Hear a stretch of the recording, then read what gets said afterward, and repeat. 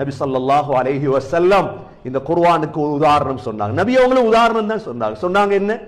குர்ஆனை ஓதுற ஒரு ஆளுக்கு உதாரணம் என்ன தெரியுமா? ஆரஞ்சு பழத்தை போலண்டாங்க. ஆரஞ்சு பழம் என்றா ஆரஞ்சு இல்ல, யமன்ல இருக்குது அந்த பழம். அதுல மனமும் இருக்குது, ருசியும் இருக்குது. குர்ஆனை ஓதுற மூமினுக்கு உதாரணம். குர்ஆனை ஓதாத மூமினுக்கு என்ன உதாரணம்? சில மூமின் இருக்கும் குர்ஆனை ஓதுறல்ல. நபி அவங்க சொன்னாங்க அவன் ஈச்சம்பழத்தை போலண்டாங்க. டேஸ்ட் இருக்குது ஆனா மனம் இல்லை. ஈச்சம்பழத்துல ருசி இருக்குது, இனிப்பு, ஆனா என்ன இல்லை? மனம் இல்லை.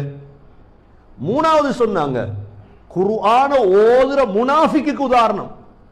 முனாஃபிக்கும் குர்ஆன் ஓதுவார். இதுக்கு உதாரணம் சொன்னா பூவை போல மனம் இருக்குது, டேஸ்ட் இல்லை. மனம் இருக்குது ஆனா டேஸ்ட் வராது. குர்ஆனை ஓதாத முனாஃபிக்கு உதாரணம் சொன்னாங்க கசப்பான ஒரு காய் ஒன்று இருக்குது, அந்த காய் டேஸ்டும் கசப்பு, வாசமும் இல்லை, நாத்தம். எனவே கண்ணியமிக்க சகோதரர்களே, ஜும்மா விளங்கி இருக்கும் நினைக்கிறேன். குர்ஆன் ஒன்றை கையில் எடுங்க, வாங்குங்க. அல்லாஹ்வுடைய கலாமே. சஹாபாக்கள் அழுவாங்களாம். குர்ஆனை பிரட்டினா அழுவாங்க, மாலை மாலை அழுவாங்க. கண்ணீர் வடியணும் குர்ஆன். ஏன் அதுக்குள்ள சகோதரர்களே எப்படி விளங்கப்படுத்துறது, எப்படி பேசுறது எனக்கு தெரியாம இருக்குது, அவ்வளவுதான்.